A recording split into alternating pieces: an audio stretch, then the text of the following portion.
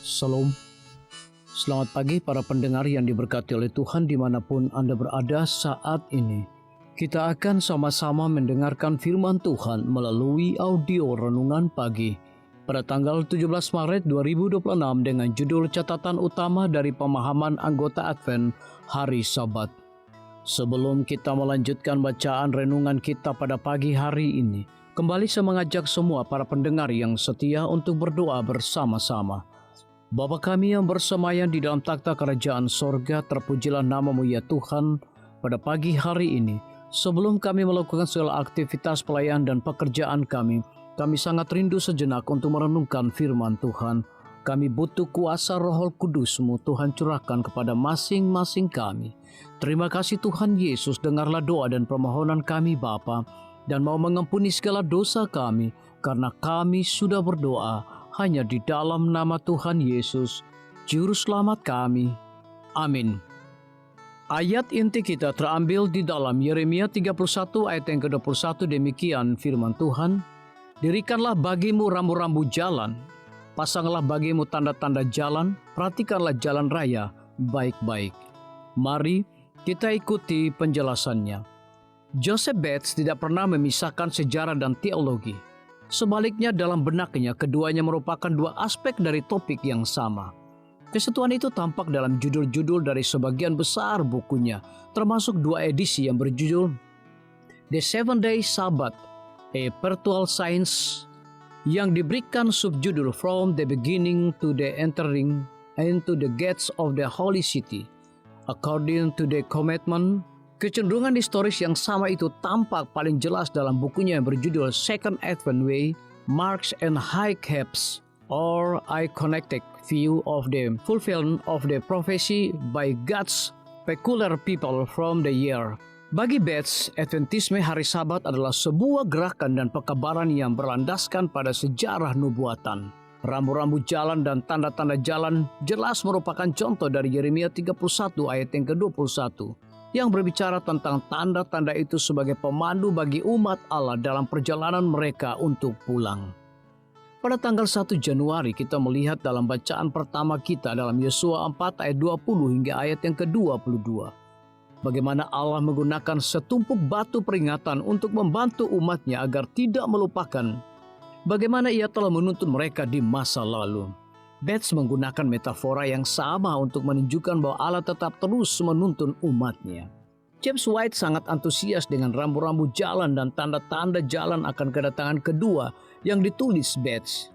Sebulan setelah diterbitkan, ia memuji buku itu di hadapan seorang teman dan mengatakan bahwa saudara Bates telah menerbitkan sebuah buku tentang pengalaman masa lalu kita.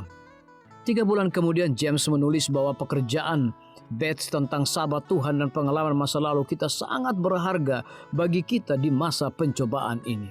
Ia melanjutkan dengan bersyukur kepada Tuhan karena telah memampukan saudara Bates sehingga ia telah dengan jelas menyelaraskan pengalaman masa lalu kita dengan Alkitab dan juga dengan jelas menjawab pertanyaan tentang sabat. Dalam benak White, kontribusi utama Bates adalah apa yang kemudian ia gambarkan sebagai perspektif rangkaian peristiwa tentang bagaimana Tuhan telah memimpin umatnya sebagaimana yang digambarkan dalam Wahyu pasal 14.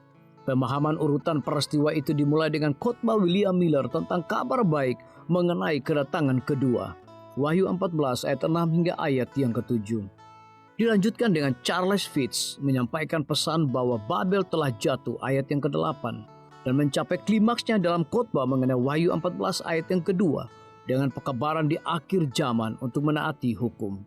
Bates dan sekarang keluarga White melihat bahwa rangkaian itu mengarah pada kedatangan kedua. Terima kasih Tuhan karena Engkau telah memberikan petunjuk-petunjuk nubuatan. Tolonglah kami untuk memahami relevansinya. Biarlah bacaan renungan kita saat ini akan menjadi berkat bagi kita semua. Kembali saya mengajak semua para pendengar yang setia untuk berdoa bersama-sama. Bapa kami yang bersemayam di dalam takhta kerajaan sorga, terima kasih Tuhan Yesus. Oleh karena firman-Mu pada pagi hari ini memberikan berkat dan kekuatan rohani bagi masing-masing kami. Pada saat ini hamba berdoa untuk pemerintah kami. Tuhan memberkati Bapak Presiden bersama dengan wakil, para menteri dan seluruh stafnya, Bapak Gubernur bersama dengan wakil, Bapak Bupati bersama dengan wakil, Bapak Wali Kota bersama dengan wakil, camat dan seluruh stafnya, kepala desa, lurah, RT, RW, dimanapun mereka berada saat ini. Kiranya Tuhan lindungi mereka, pelihara mereka, curahkan hikmat dan pengetahuan sorga kepada masing-masing mereka, agar mereka dapat menjalankan roda pemerintahan boleh sesuai dengan amanah dan titah daripada Tuhan sendiri. Pada pagi hari ini kami juga berdoa untuk para tim medis. Tuhan berkati dokter, perawat, bidan, farmasi, nutrisionis. Kiranya hikmat dan pengetahuan sorga, roh dedikasi yang tinggi, roh kelemah lembutan Tuhan berikan kepada masing-masing mereka, agar mereka dapat memberikan pelayanan yang terbaik bagi setiap pasien yang membutuhkan pelayanan mereka setiap hari. Kami juga berdoa untuk guru-guru, kepala sekolah, siswa, mahasiswa, bahkan dosen di setiap lembaga pendidikan. Kiranya hikmat dan pengetahuan sorga Tuhan berikan kepada masing-masing mereka, agar mereka dapat mendidik setiap anak-anak untuk memiliki karakter Yesus Kristus. Hamba juga berdoa untuk TNI, Polri, PNS, wira swasta, petani, nelayan, ojek online dimanapun mereka berada.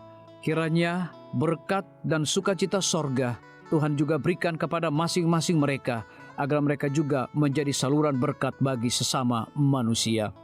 Para pendengar yang setia yang berulang tahun saat ini dimanapun mereka berada, biarlah dengan bertambahnya usia, mereka semakin hidup bersyukur dan berterima kasih kepada Tuhan setiap saat.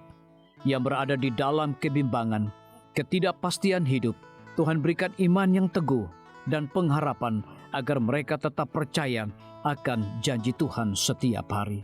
Terima kasih Tuhan Yesus, dengarlah segala doa dan permohonan kami Bapa, dan mau mengampuni segala dosa kami, karena kami sudah berdoa hanya di dalam nama Tuhan Yesus, Juru Selamat kami. Amin. Demikian firman Tuhan yang telah kita dengarkan. Semoga hari ini menjadi berkat bagi kita semua. Sampai jumpa, Tuhan memberkati.